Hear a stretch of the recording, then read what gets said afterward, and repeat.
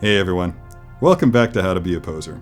Today we're going to show how, with the proper posing, you can illustrate the relationship between two characters with distinctively different personalities. To do that, we're going to be using the Captain James T. Kirk and Mr. Spock figures from Quantum Mechanics. Let's get started.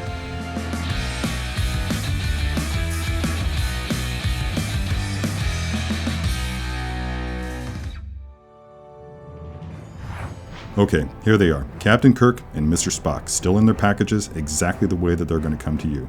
Each comes with a wide range of accessories, including these exclusive bits for Captain Kirk the phaser rifle and for Mr. Spock the Vulcan loot. Really excited to see what I can do with these guys together. Let's get rolling. Longtime fan of these two. Used to watch the series back in the reruns back in the 70s and 80s when I was growing up. Any kind of pose that I'm going to affect with them, I think, is probably going to evoke thoughts of old school sci-fi film movie posters, the covers of, say, science fiction novels and such. So to that end, it's going to be very stereotypical action poses. I mean, not like you're catching them in actual motion, but just like they were posing for a photograph. That's what we're going to do. Starting with Kirk, I want to get his phaser in hand on this one.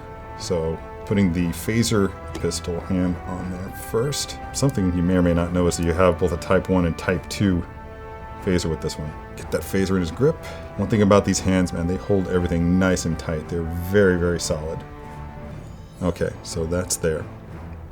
For Spock, we're going to get his tricorder on him.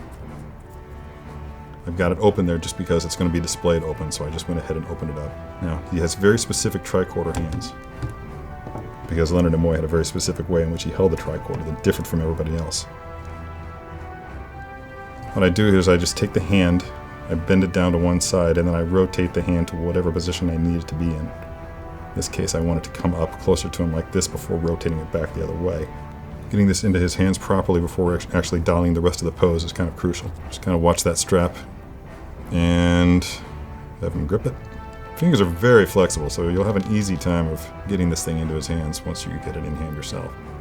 Well, the issue that I'm having here is that the armpits are colliding with his torso, so I'm struggling with trying to get the arms in far enough. Now see, there it works, but he's holding it out so far that it almost looks contrived. The way I'm posing it here, it looks like somebody posed an action figure, and that's exactly the kind of thing that I try to avoid when I'm hitting any pose. I want a sense of realism.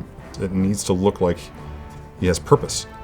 And I think I'm getting there. It just takes trial and error. Just trying to get it right. Sometimes you just knock something else askew once you get one more element dialed. But I think that's got it. I think that's pretty close. For the communicator, there's a magnet in the back of these pants, and that's where it will attach. You just hunt around until you find it, and it just sits there. Shirt pulls down over it. So I'm just going to go for a basic posture with Spock. Tall, stoic, looking off into the distance as if he's seeing whatever it is that his tricorder is scanning. And again, just as most of my other poses, you're going to see that there's a nice little curve, a C curve to the body here. There's a nice line of his legs right here, and then I'm taking that line and I'm breaking it with his torso by turning it towards the camera. That's about as close to being dialed as I'm likely to get. You definitely want to watch these wrist pegs. See if you can try to pull those sleeves down to hide those unsightly things as much as possible.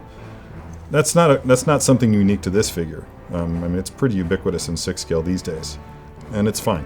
As you can see, you can barely notice that they're there. I want Kirk to be a little bit more action-oriented, so Kirk's phaser is going to be up and at the ready. He's ready for action. Now just take this shoulder, get that shoulder back, give a little bit of a curve to the arm. I'm just going to give him a little bit of a wider stance here. There's just not much balance between where his arm is here and where this arm is over here. This one's out way too far, this one's in too close to his body. So I'm going to bring this out just a little bit to correct, and then twist it back in, and then rotate the wrist in such a way that, yeah, that's much better. Level that phaser. And when you get the two of them together, that's a pretty good, solid, basic Captain Kirk and Mr. Spock pairing. And that's got it all. When you think about it, this is indicative of Kirk's impulsiveness, and by contrast you have Spock, cold, analytical, passive. Kirk and Spock are the epitome of balance and friendship. On the surface, the two couldn't be more unalike, but together they're a formidable duo. The entire Enterprise crew is a lesson in the effectiveness of diversity.